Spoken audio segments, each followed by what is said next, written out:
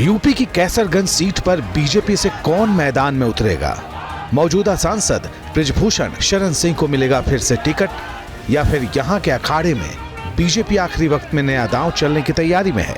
ये सवाल अब बहुत बड़ा हो गया है। वजह है कैसरगंज से नामांकन के लिए सिर्फ 2 दिन का वक्त बचना। 3 मई की शाम को यहां नामांकन का समय खत्म हो जाएगा। वोटिंग 20 मई को होनी है, लेकिन अब तक सस्पेंस का पर्दा उठा नहीं है।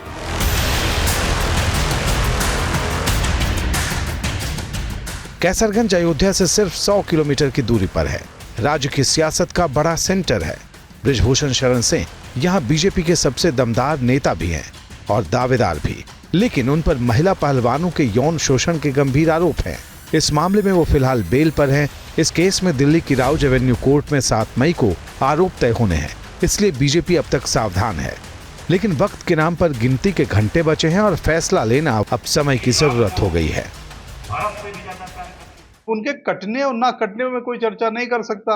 उनके ऊपर एलिगेशन लगे हैं। एलिगेशन की वजह से पार्टी सोच रही है कि हो सकता है कि पार्टी का नुकसान हो जाए। आज तक जो रुके हैं एलिगेशन के वजह से रुके हैं।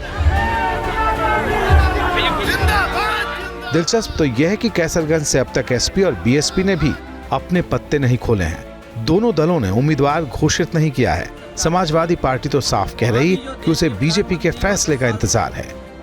भाजपा ने अगर ठाकुर दिया तो हमें ब्राह्मण देना है, उन्होंने ब्राह्मण दिया तो ठाकुर देना है, उन्होंने बैकवर्ड दिया तो मुझे दलित देना है। हमारे यहाँ 5 नाम की चर्चा। बीजेपी ने कैसरगंज के साथ ही रायबरेली सीट पर भी अब तक उम्मीदवार घोषित नहीं किया है। वजह है कांग्रेस की तरफ से प्रत्याशी का ऐलान नहीं होना।